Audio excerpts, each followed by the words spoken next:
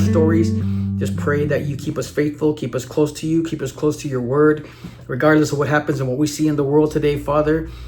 You're the reality here.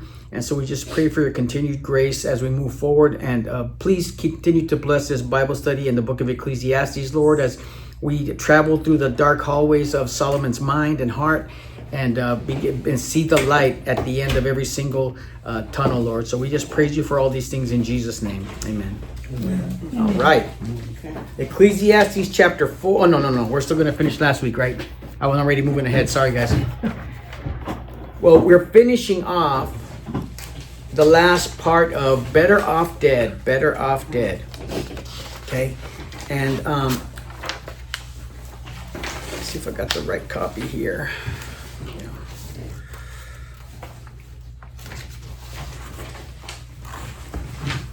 In the last lesson, we were talking about, if all this could happen to someone like Solomon, how are we going to escape that, right? How can we get away from that? And we talked about the idea that so many men did, though, right? Moses finished well. Yeah. Caleb finished well. Yeah. Abraham finished well, in spite of the fact that they were, in their lives, they were also examples of sometimes a lack of faith, sometimes a lack of trust, sometimes trying to push the envelope a little bit, questioning God. But that should tell us that happens to every single one of us. Mm-hmm. If you've ever felt guilty for questioning God's will for your life, have you ever felt guilty for feeling doubt? Well, guess what? It happens to everyone. And I really don't believe there's anybody in the Bible. We might hear stories where it's not mentioned, but we know every human being suffers with doubt sometimes. Hello, wife. Good morning. Everyone suffers with that. So you had someone here that had everything, yet was in the midst at 60 years old, was in the midst of the worst, I guess, call it a midlife crisis for lack of a better word, than he ever was. And so, again, if that, if that happened to him, what hope do we have? Well, our hope isn't found in being smarter than Solomon. I doubt a lot of us are going to get to that point. I know I'm not, right? In being smarter than Solomon, but in his vast knowledge, vast wisdom, he had a choice. He had choices to make. Hey, come on in. Are they coming? Yes. Okay. We'll give it a second, guys. We got coffee. Smoke them if you got them. Good morning. If that's a sign of a healthy mind when you can, make light of your own situation. She said they're not going to let us in. You're so nice. We keep coming back. You're so nice. I'm always shocked that Carl comes back, but Well, I almost left you in the car. Hey. some people You let him come with you. some people are gluttons for punishment. A lot of years. You put up with it. Like Diana. I think it's the other way around, but Diana's put yeah. up a lot of stuff too. You guys have to put up with it. You're at the mercy of what interests me, remember that. And one of these. So Solomon had a choice. He was very good about teaching others, and I was reminded last week that it's not just a case of those who cannot teach, because some who teach can do, right, Robin? I have to put up with him in church too. If you want to, we could change seats. Especially, I'm willing to. You see him No, he might rub shoulders with you. especially in church, right? I have to keep an eye on him. So Solomon could teach to perfection God's wisdom, applying God's wisdom to every aspect of his life, except that he did not choose it for himself. He did not choose it for himself.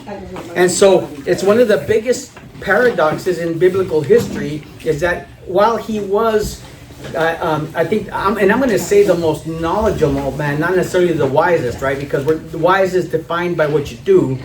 He did not choose the path of wisdom for himself. And so what was it? Why could he know what he knew and still commit profound acts of foolishness? Well, again, the first one was intellectual knowledge versus heart obedience. Solomon had the wisdom in his head, but he lost loyalty to God in his heart. He understood the laws of God intellectually. He could instruct others, but he failed to apply the knowledge to his own desires. Just having divine wisdom is not enough to keep someone from sinning. It must be coupled with the heart of obedience, which requires daily surrender. And growing up, I think I gave my life to the Lord like 12 times. Yeah. Thinking you had to. Yeah, well, thinking I had to, or that, or trying to impress a girl. I don't know. There's a lot of different things, reasons that I accepted the Lord in my life. Come on, you won't do that. I know, right? You know, it doesn't sound like me at all, does it?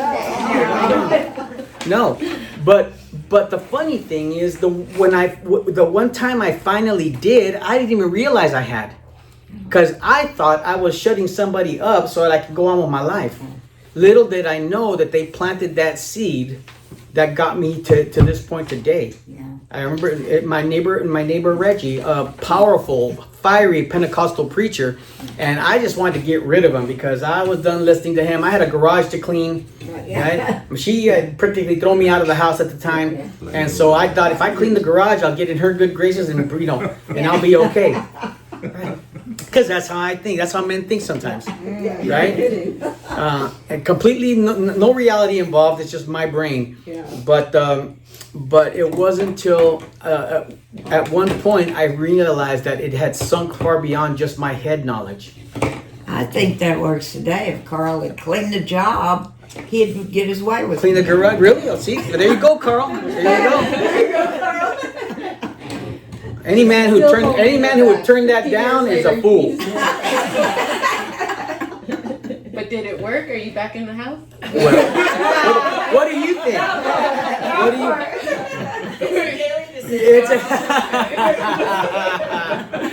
I was trying not to make you laugh, okay? So that's all on you now. That's all on you. That's a lot of fun. Yeah, intellectual knowledge versus heart obedience. The second one is the danger of overconfidence.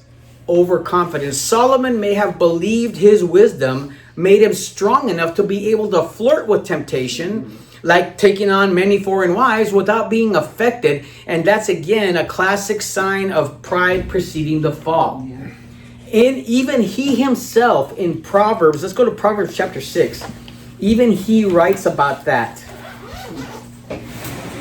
Ever heard the saying, there's no fool like an old fool? Yeah. Or a young one. Or a young one, yeah. Yeah, Roseanne had to make sure all faiths were represented. Yeah. Don't leave them out.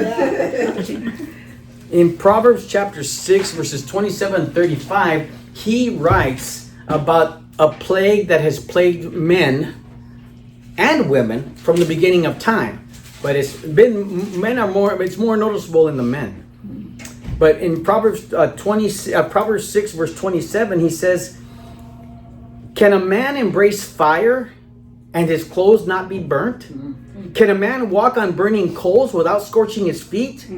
So it is with the one who sleeps with another man's wife. No one who touches her will go unpunished. People don't despise the thief if he steals to satisfy himself when he is hungry. Still, if he's caught, he must pay 7 times as much." Did you catch that? Yeah. We don't have to hate somebody if they steal for because they're hungry or whatever. But at the same time, you still got consequences coming. Okay. He must give up all the wealth in his house. The one who commits adultery lacks sense. Whoever does it destroys himself. He will get a beating and dishonor, and his disgrace will never be removed. For jealousy enrages a husband, and he will show no mercy when he takes revenge. He will not be appeased by anything or be persuaded by lavish bribes. So even though, Solomon was committing adultery by 1,000. Yet he felt he's Solomon. That doesn't apply to him. And we hear people say that stuff all the time.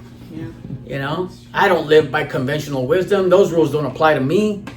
I'm too big, right? I'm too, So it's that danger of overconfidence, thinking you can play with the same fire that's been played with from the origin of time, and you're the only one that's never going to get burnt. For a while. Right. Oh yeah. Right. For a while. Like, and even Yeah. Solomon writes that too. You know, sin feels good for a while, Yeah. but eventually it catches up to you. Yeah. How about the illusion of having special status? There is a strong consensus that Solomon, being so blessed, wealthy, and personally visited by God, he began to feel exempt from the rules that he was teaching others. Yeah. I tell that to my wife all the time. I'm like, traffic rules are for peasants. They're not for me. They don't apply to me, you know? And so, special status because of the way he was blessed. Look what happened to Solomon. Solomon was visited personally twice by God. But it was to warn him against turning to other gods. So even being warned by God himself, that still didn't stop him, because he looked around and said, well, I don't see anything coming. I don't see any consequences. Who's gonna give me consequences? Who's gonna punish me? Exactly, when I'm who I am. Yeah. And I think when you get to that point, you got to worry that, you know, you don't want God to be the one to have to punish you. If nobody on the else on the earth can punish you, then worry, because that means the only one left is God. That's right. And when God comes, shows up, Yeah. that's it. That's it. And so he felt like that didn't apply to him. He disregarded the warnings. His tremendous success, his riches, his power may have led to what is called a spiritual drift, where he ceased to depend on God and relied on his own achievements. And we see that story every single day, don't we? Yeah. The rich, the powerful, the wealthy, kings, queens, presidents, vice presidents, like senators, congressmen, all feel like they are above the law in many cases. And the law doesn't apply to them. And unfortunately, many times it does not. Right. So many times. Most of us in this room would be a lifetime in prison for if you committed the same, crimes, right? And so he had this illusion of special status before God. Like, God bless me. I built God's temple. He owes me. Yeah, he owes me. Yeah, and that's, by the way, another kind of I don't think I mentioned it here, but that's another idea that somehow you can earn credit with God. Yeah. Like you can build up that favor and credit with God, and then that when the time comes and you mess up or whatever, that, you shouldn't have to suffer any kind of... Because look at the good I did. Yeah, look everything I've done for you, Lord. I built this church. I ran this ministry. I gave to the poor. Think about it. Who else spoke that way spoke that way in the New Testament? I do all these good things. Yeah. Right? The Pharisees and the Sadducees. Yeah, exactly. I'm glad I'm not like this sinner over here, God. I tithe. I go to church. I'm not like this guy over here. Don't cuss as bad as he does. Yeah, I don't cuss as much as he does or as bad as he does. While the truly repentant individual was sitting there, beating his chest going, Lord, have mercy on me, a sinner. Right? That loss of humility, that loss of having the idea that you got special status with God because somehow you earned it. And unfortunately, our Catholic brothers and sisters, they're stuck in that mold. They are. I was all my life, I believe the same thing. As long as I made it to confession on Saturday, communion on Sunday, Right. I was good for another week. Right. Right? And then I could do whatever I want and come back and start all over again on the weekend, Anna. I just wanted to say that, and only because in my family I still have the majority of them are Catholic. Yeah. And I do have to say though that the newer people that are going now, Mm-hmm. they're starting to learn what we're learning, because I hear my grandkids and I hear my daughter-in-law, and the few times that I've gone to church with them, there's been a big change. Mm. Not what I would think to be like more like us, but Yeah. a lot. I just Oh, wish yeah. that they wouldn't be kneeling in front of Yeah. a statue, but A little bit, few steps at a time, but a lot of change, and Yeah, I yeah, got yes, a lot of exactly. good change, at least here in America, or Yeah. here in there in Carlsbad. Well, like even a few years ago, we visited what's that Catholic church right there, St. Francis, a few St. times, Francis was also and we heard some great messages by the priest there. That Yeah. contemporary Right. applicable messages. Wife. When the funeral? Oh yeah, Mercadani's funeral. Yeah. Yeah, yeah. So actually, you're right. In some segments, they are starting to come around to that idea. I taught when I was taught in the junior high last time. It was a fellow who's a Catholic friend that was a biology, a history teacher. We were in a very rough neighborhood, but he was about this tall. And I mean, this is super guy, and so. But anyway, it came in when the ash was. He had ash on his forehead.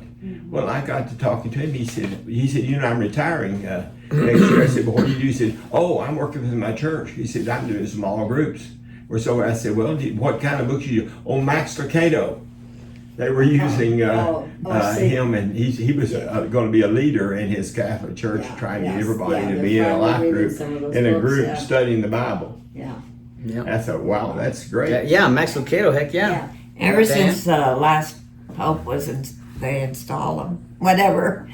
This last one, we've listened to a lot of his sermons. I have. And I'm like, I can't believe these sermons sound like they come from our church. Really? That's wonderful. Well, hopefully, Yeah. hopefully it'll Changes are move people taking more, place. in the right direction with Christ, than than in the past. But Well, I think a lot of people have been praying for that Pope and different things going on in the Catholic Church, because that's a lot of people in the Catholic Church. yes, there is. A lot of influence. The next one is compromise.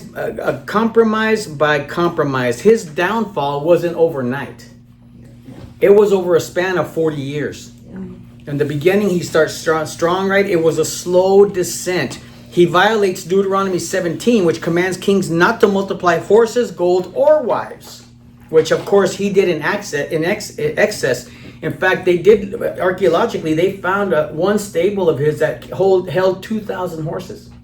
Amazing. One stable that held 2,000 horses. So, And you walk out and you die. yeah, but 700 wives, 300 concubines, all turning his heart toward foreign gods. But the problem is, he started not only to build altars for them in Jerusalem, but he also began to pray to those gods as well himself. Yeah. Which, by the way, he was doing before God came to him. Even after being raised by David, even after being trained by David in the ways of the Lord, he was still going to the high places and sacrificing to other gods. You're going to cover all the bases. I want you to note it, right? I want you to think about something right there. A very powerful spiritual principle is that sometimes, in fact, Greg Laurie used to say, an unguarded strength is a double weakness. Yeah. So he might have thought, I conquered that sin earlier, I don't have to worry about it again. Yet 40 years later, or 20 years, 30 years later, that one sin he was committing before he came to Christ, before he came to faith in God, came back to bite him in the butt. Oh, see. And I don't know about you, but I've had past sins come back and bite me in the butt. Thinking I had conquered it, thinking I didn't have to worry about it anymore, thinking I just left myself unguarded, never thought about it again. But just keep that in mind. Unguarded strength is An unguarded strength is a double weakness. Yeah. Don't assume because you've conquered something in the past that it can't come back and bite you in the butt. And that same sin he started out with before he met God came back to bite him years later. Wife? Well, I was just thinking right now, it's like, in those days it was different gods that they would go to. But nowadays, what is our different gods that we go to? When we go straight to him. There's different things we make more important. Right. Well, what do we turn into idols in our lives, right? Yeah. Whether it's the phone, the TV. phone, Yeah. social media, Yeah. relationships, Some people, like you said, relationships. Yeah. There's a lot of people that I know, it's like, rock stars. they're like, oh, Yeah, right. my husband or my this, my that, and you're like, Yeah. the person doesn't like you. You know, I mean, yeah. Yeah, but also the idea that like people, they've been recommending to people not to jump from relationship to relationship to relationship, like one after the other. Like they can't be alone even for 5 minutes. Yes. And they're like, and people are like, no, you know what? You might want to just take a moment to pause in between, catch up to yourself, think things through, think about what happened before, think about what you're looking for this time, Right. don't repeat the same mistakes. And we all, whether it's ourselves or other people, we know people who keep committing the same relationship mistakes over and over and over again. Yep. Right? You have to Bless break- you, have to bless break you. that change. Well, some of I'm, the- Yes. I'm guilty of that one when I was young. Yeah. It's like- All of us kept doing it over and over again, right? Yeah, Um, I think the ones who have never had enough love in their childhood, they are the ones that really seek that too. Right. Yeah. Well, it's a lot of different factors, because even though it's in our nature, we do get conditioned and trained eventually. We see, we react how our parents reacted. We handle things, we cope with things the way we saw our parents cope with them. I saw one interesting meme that said, a woman won't treat a man like she treated her father. Oh, She'll treat a man like her mother treated her father. Father. Think about it. Yeah. Oh my You're goodness. Wait, what? Yeah. I never thought it that way, but it's so true. It's Yeah. just opened my eyes. Right? I'm like, Yeah. It's a learned behavior. Yeah. That's why people cuss and call all this racial stuff. It's Yeah. all learned at the dinner Yeah, table. yeah. Just a learned. You wasn't born like that. Yeah. Well, that's just, because it's not, people say, is it nature or nurture? It's both. Right. Both. So we have sinful natures, yes. But we are taught and trained through our environments, through our relationships, through our parents and things like that, with these ways that we end up coping with different things, right? But I thought that was really eye-opening. Oh, that hit me. Yeah, me too. Me too. I never thought about it that way. Yeah. Yeah, but I will say that my wife does not treat me like that way. No. You get treated better than you I deserve. get, oh yeah. She learned. I don't treat them like my mom treats. No. But we get in You habits. brought that cheese. One of the best guys I ever worked with, every Monday morning he said, Carl, I'm never going to drink again. I'm through. Yeah. I'm not going to drink. Never Yeah. am I going to drink. I mean, this guy was talented and everything. And I had heard that week after week. And finally I said, Mike said, Jim, I'm not going to, you're hard on yourself. Yeah. I mean, I can't say that I'm afraid to say I'll never do something. Yeah. Whatever it is, so why not just do one thing? Just this afternoon, tonight. Don't go by the ice house. That was and just go home tomorrow. Just drink all you want. Yeah. I thought the man was going to hit me. He was so angry because I gave him something. He used his punishing himself. It's as though he's saying, "Man, I'll never do it. I feel so bad. I'm going to have to get a drink." But he did not want to change. He was using punishment and some kind as a way to really face what his problems were. He wouldn't accept Right. a solution that would help him. Yeah, which Yeah, happens a lot. yeah, It happens a lot. Yeah. The next one is not. I think what Carl's trying to say is if we face it one day at a time, Yes, Right. yes. not never, Yes. never, just tomorrow I will not drink. Yeah. Or today. Today, yeah. Yeah. Today. It's a minute by minute, a minute by minute decision sometimes. Not unconditionally blessed in sin. Contrary to the idea that he was blessed regardless of his actions, the Bible explicitly states that God was angry with Solomon and brought judgment upon him by ripping the kingdom away from his son. Yeah. So- his son got the punishment. His son ended up, so now think about that for a moment, right? Yes, Solomon held the kingdom to the end of his life, but look at the miserable man he was. Look at how miserable his life was. His mind, his heart polluted, corrupted, contaminated with just, sadness, depression, frustration, anxiety, hopelessness, despair. And do you know the only reason why God did not take the kingdom from Solomon himself? Promise he made to David. A promise he made to David, yes. Oh, Very I good, see Anna. too. Yeah, because he promised his dad. So, he's got his dad to thank for not suffering the consequences that God was about to bring to his son, Yeah. because his son would end up being worse than Solomon at the end there. Yeah. Would end up being worse and treating the people. So, in spite of his blessings, he was still going to, bring consequences. I think he was already suffering his own consequences, and I mean heavily. Yeah. You know, so the kingdom was not spared for Solomon's sake, but for David's sake, because that was the covenant he made with his father. So in conclusion, Solomon's failure suggests that wisdom, when separated from a heart of fear of the Lord, becomes pure intellectualism. He did not believe God would bless his sin. He didn't necessarily believe God would bless his sin. Rather, his heart was hardened by luxury and compromise until he became indifferent to the commandments he once loved. Well, that's a good statement. Indifferent. A lot of people think that the opposite of love is what? Hate. Okay, yeah. But it isn't. Yeah. It's actually indifference. Because if you hate something someone did, you still care. Yeah. You But don't if- argue with them. But if you could care less, Yeah. about, then that's the thing. So he became indifferent to God, meaning one way or the other. And again, that feeds me the idea that I mentioned to you guys before, that I believe he thought he was in a place where God no longer could reach him. And even if God could reach him, he in his heart was no longer able to receive him. Receive it. Yeah. And I do know people like that. Yeah. And I have felt that way myself at times. Okay? And it's not, it's you feel so lost. You feel like you're hanging out there in the middle of space with no tether whatsoever and no one to come help. Because even though in my heart I knew I could cry out to God, Yeah. I didn't want to. Yeah.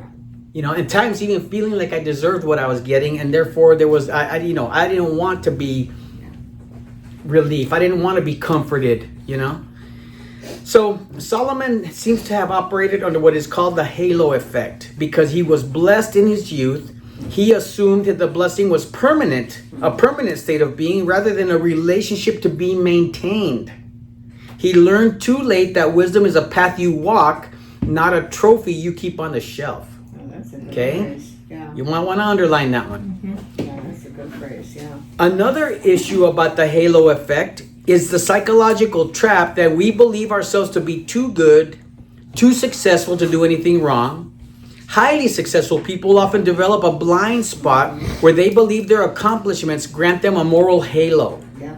They may feel they have earned moral shortcuts or are too important for the rules to apply to them. And here's the thing too, one of the things now that we can do so easily, you know, people used to keep to themselves since the beginning of time, right? Or be social or not social. Nowadays, you could build a world around you, an imaginary world in your social media, only talk to the people that agree with you. Yeah. Right. That no contrary opinions, no contrary ideas. They just feed you what you already know. And you're no longer asking questions. You're just looking for affirmation. The algorithms are designed that way. Oh, yes. That's how come we find we get movies that are like we had before. Well, it will make sure you get the ideas. No and things, westerns. can lock you in, and it becomes you're living in a hall of mirrors. You're seeing these ideas you agree with, and so forth, and that blocks me off from truth. Yeah. Which You is the can sign put of you can put your phone away and have no friends. Just don't have a phone. You don't have friends. I would still be your friend. Only because we come here. Only because we come here. Because see, you couldn't get a hold of me. I think we need a group hug now. Thank you, Robin. That's like my, What a beautiful sentiment. That's like my TikTok, because I stream, so I used to have a whole different algorithm before, you know, everything has changed with me and everything that's been going on, and like that. Mhm. It's like everyone that's with the Lord, everyone that's following, everyone that's been through something like serious. Like this one gal, she has a sickle cell disease. One girl, she's in a wheelchair. You know, I went through cancer. Yeah. So it's like everything just switched right like that. Right when I switched, everything is like people going through hard times, people that are with the Lord, people that are like that. I'm like, and then I start scrolling my FYP page and I'm like, the Lord, the Lord, the Lord. And it switched like that. Yeah. And it does. And it does. I mean, you It could, was amazing. I could, you know, we've sat in front of our TV and either she'll be looking up something she needs at the house, you know, blinds, or I don't care, you know, vacuum cleaner. Oh, we need blinds too. We're changing ours too. friend. So friend her, babe, so she can get both of them blinds. But then you go to my computer to start working, and all of a sudden I'm getting ads for blinds. I mean, just they pummel you. So yes, and think about that though. We're now at such a great disadvantage because in this next message that we're going to start on this, that we'll be able to start a little bit on. I'm going to talk about how social media has exasperated that feeling of, want and need, making you want and need things you don't want or need. Yeah. But you get convinced. We get convinced that we do. That's Yes, sir. been going on for years though with the average. Madison Avenue? Coca-Cola. Yeah. And when he was saying, I never thought about that, Arthur Redmond, and we all are guilty of it because we're all part of this same thing. It's a mirror being held up to you. Yeah. It only does what you tell it. Amen. Right. And when someone said to me, I don't watch something because it's all lies, I'm saying, what are you saying? That all of a sudden you stop thinking for yourself? You stop thinking, so what someone told you to do, that's what you do? That's where we're in trouble. Well, but the thing about it is that one thing that's indisputable about humanity is that the majority of humanity does want to be led. And I think that's one reason why the Bible calls us all what? Sheep. Yeah. Sheep. Sheep, because it's the people that go out there and take a look outside of their own selves, outside of their own realities, outside of their own bubbles, that help us get perspective, don't they? Right. We read their books. We follow them on Instagram. We do it because we see that, okay, they're thinking outside the box. They're not just stuck in this one, rut that we all can get stuck with. Yeah. And unfortunately, eventually we get that those barriers become so powerful that you are trapped. You are captured by your own, you've made yourself a hostage of your own mind and heart. Yeah. Because you've blocked off everything else outside. And it's one of the most difficult things in the world to hear a perspective you don't like or don't agree with. And what's worse, if it actually proves you wrong. Not many people, like Carl especially. Carl's never wrong, so. Right, Diane? I live with that. Yes, he should live that every single day. He is never, he will argue till he wins his case. I say, you won. You won. Yeah, But what Roseanne is saying, we don't even know what fake news is. My son, he comes over and he says, Mom, that's fake news. Yeah. I mean, I can't argue with the fake news. It's already fake. We saw a video about this ship that was sunk in the Murray and all that, and had some sea, and Willard said, that's fake. Look, we stopped it. There was a part of Tom Hanks. Remember when they were taking the ship? They were putting together pieces for movies and putting together to make it. It doesn't matter that we had sunk And the ship. he's always telling us we're looking at fake news. Yeah. It's true. But I mean, think about the effect of AI. Just AI alone is tremendous, right? We're, even with as much as I use AI to gather information, it's not even a minute fraction of what it's capable of. Right. Starting, it could write you a book. A whole. Exactly. Oh, it did. Wrote you a book. Elon Musk. Oh yeah. He just put out what Jesus is and who he is on Grok or something. Really? His new station, Elon Musk. We haven't seen that. And they have gotten onto him so much for whatever he put out there, who Jesus was, and it was all figured out by all these computers. Who Jesus was. I would love to take a look at that. I mean, It I don't just know. came out this But week. you don't know if a celebrity is telling But you this has worked for my diabetes, and you don't know that's the real person. No, it could be AI. A lot of it And is. that's what's terrible. Yeah, I mean, Yeah. a full stealing news these segment, people. right? A full news segment and video, you just Personalities. don't know. You think you might be able to know, but you don't. And so now we have to fight in our own minds and hearts. We got to fight this whole illusion. And the thing about it is though, that yes, we found a incredible scientific technological way of doing it, but we've been doing that with our own minds since the beginning of time. Back in the day, people are going like, yeah, sorry, I was able to do that without any AI. I can make up my own world, without even AI. That's why I advocate is use AI. If you don't use books, they can, the AI can change any book or anything you read. And when I open a book, it's there, and I see my notes and so forth and compare this. But hey, here it is on the screen. Is this it or not? Well, go find it. It's useful. I've read Well, it is hundreds of useful, books on yeah. and used it. Yeah. But something It's that is misused. under the media control, you do not know that, and I do not know, and how could it not be? And we do know the AI is not a person, not human, Right. not human, and Right. so it's creating things and gathering information real good. We've heard. some Well, great here's the stuff. thing, right? So it doesn't take, people have studied, in fact, they call them mentalists, right? Where they seem to be telling your future or telling you things about yourself that nobody could possibly know. And, but that's a human talent. People can actually develop that talent and ability. But now imagine having the power of AI. They can predict what you're going to eat tomorrow, what you're going to do. I'll get in my car, depending on the day, like say Tuesday morning, I go to a men's breakfast, right, Ronnie? And I'll turn my car on, and it'll say, 10 minutes to IHOP. Oh. Immediately, like my car knows exactly where I'm going already. See, I know it's And when I'm done there, Yeah. I'll click it, and it'll say home 10 minutes. Like it knows I'm going home. So you have one of those new Or it models. gives, Oh my God. it gives you so many options. It's like they know that either I go home Yeah. or I go to this area, and it gives you those options. Sometimes I don't go home just to not going either. upset it. I said, I'm not gonna go home. Sorry. Okay. Go ahead, Robin. My car calls Randy's home work. So when I'm there, Freudian perhaps. and then my home is home. So Okay. I think that's very funny. They'll say 47 minutes to work. To work.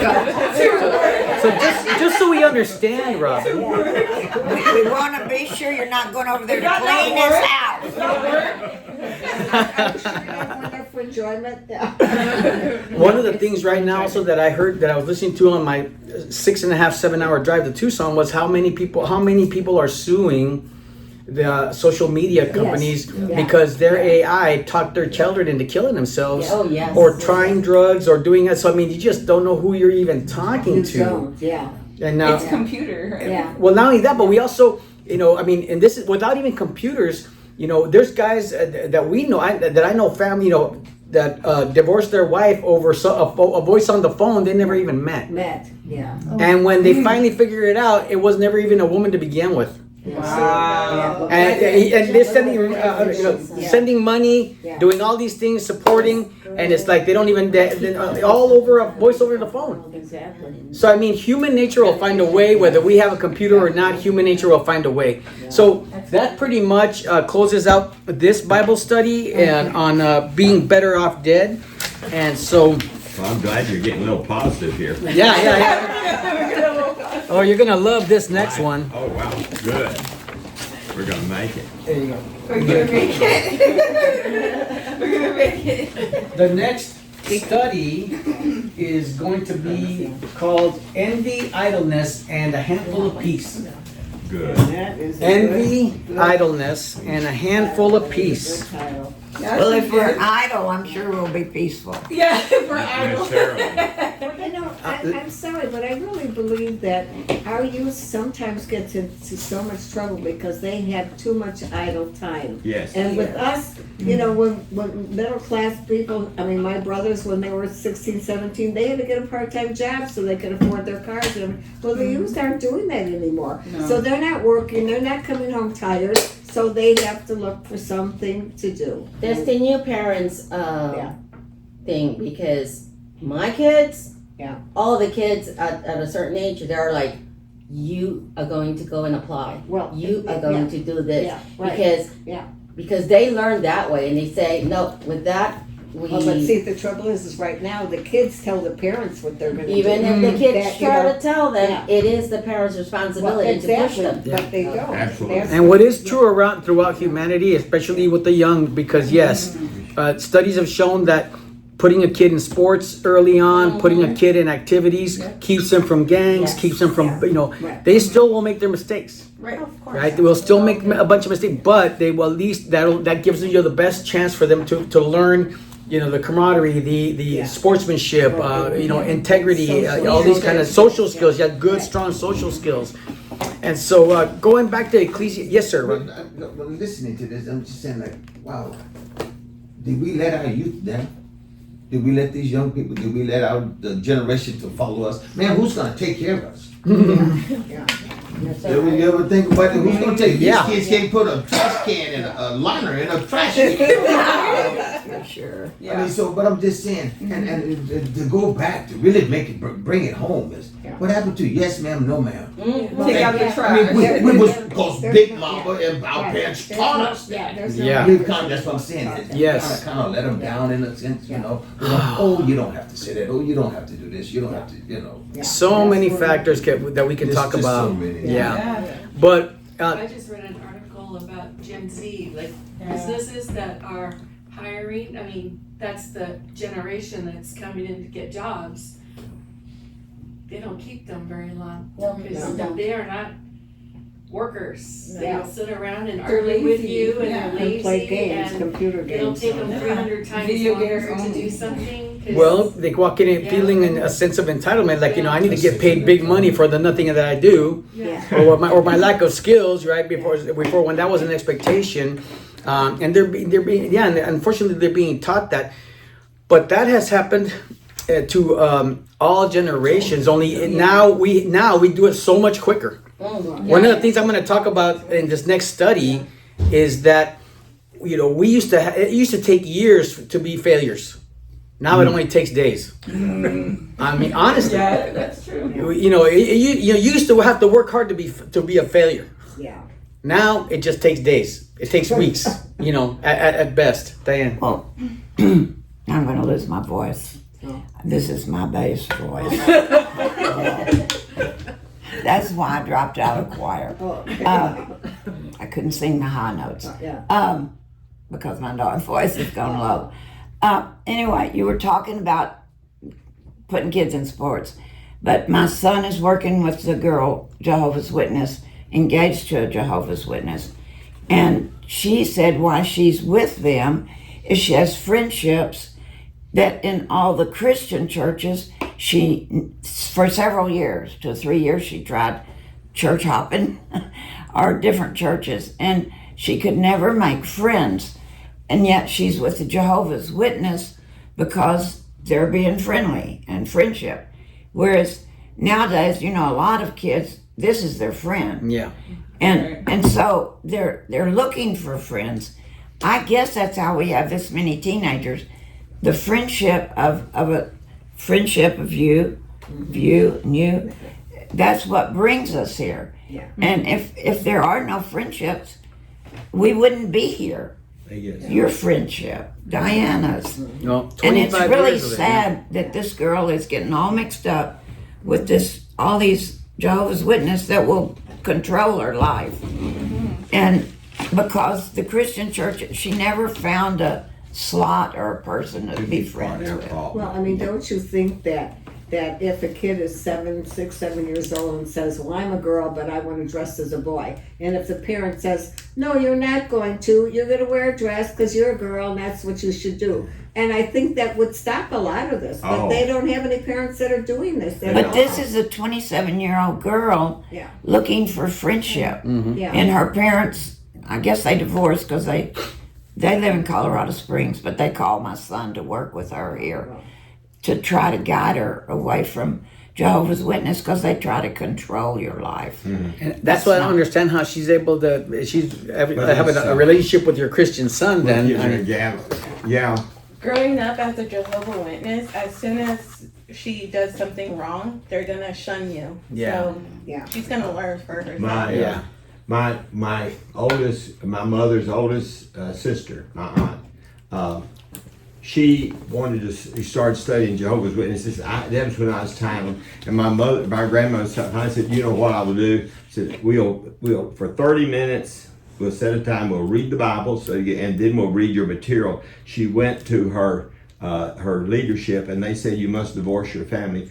I never once met I don't even know what she looks like. I barely remember her name. Her mother lived by herself, was only supported by her children. The woman, the older sister, her husband owned the biggest furniture store, one of the biggest ones in Oklahoma City. She did not come to her mother's funeral. She did not. And I think that's because. Yeah, it's a cult, that's why. Well, you have to break off. You have to break off with anything that does not agree with that, Robin. Oh, I was a Mormon for about 8 months when I was a teenager, and as soon as I was embraced and loved and friends galore, and the bishop, oh hello Robin, you know. But then when I realized, wait a minute, this doesn't seem real to me, and I investigated a little bit, and I thought, oh no, I can't be a Mormon. What am I thinking? And so I quit going. Never heard from anybody. A few people I would see, like the stores and stuff, they turn around, look the other way. Yeah, they're clowns. And what Robin is saying is what this girl's mother said. Well, he's real nice, but we can't just go with, well, they're real nice. There has to be more to it. Amen, amen. And now that I've stalled you guys long enough to not have to start the study until next week, we will close with prayer. And I got me a whole new study for next week. I don't have to write. Extra copies, some of So save your copies, or give them to Diana and save them for next week. But this is how we build friendships. Yes.